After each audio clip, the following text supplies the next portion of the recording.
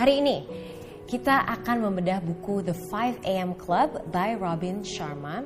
Nah, si Robin Sharma ini dianggap sebagai salah satu dari 5 pakar kepemimpinan terbaik di dunia. Dan dia sering menjadi advisor for CEOs, rock stars, like anybody, you name it.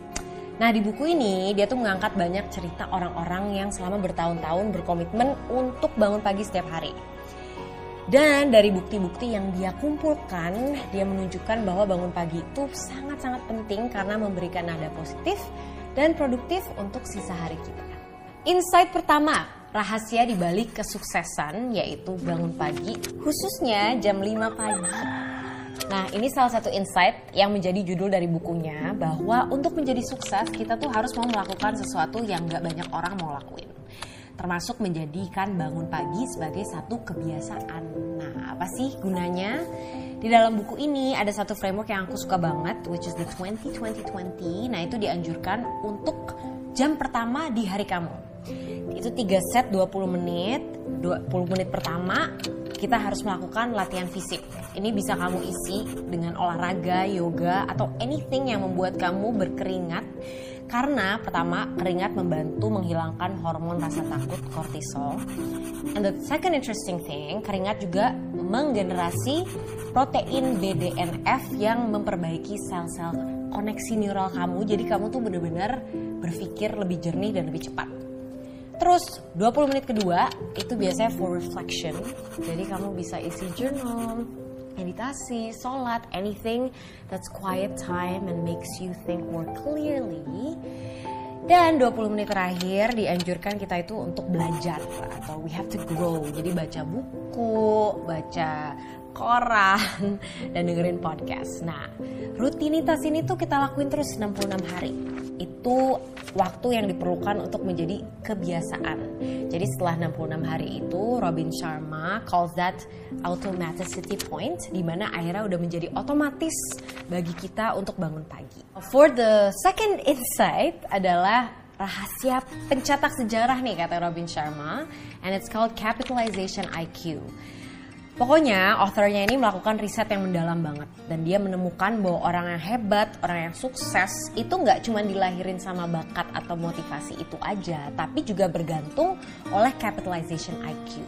Seberapa jauh orang itu memanfaatkan potensi, skills, apapun yang dia miliki. Nah, para pencetak sejarah ini memberikan dedikasi dan komitmen untuk tumbuh terus dan untuk mengasah skill tersebut. Dan ini yang menjadi pembeda.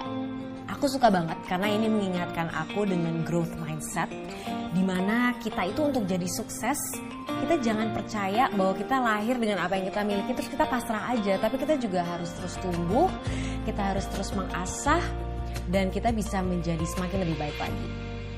Oke, insight yang ketiga sebenarnya bukan insight, lebih kayak taktik-taktik yang benar-benar aku suka banget dari buku ini. Yang pertama, kalau kita mau kerja, we need to make a tight bubble of total focus.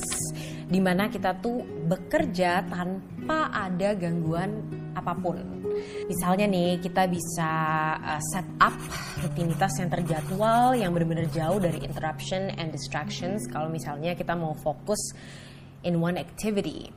Karena distractions itu nggak banget, dan untuk menjadi orang yang efektif kita harus benar-benar get rid of all of those layers of complications.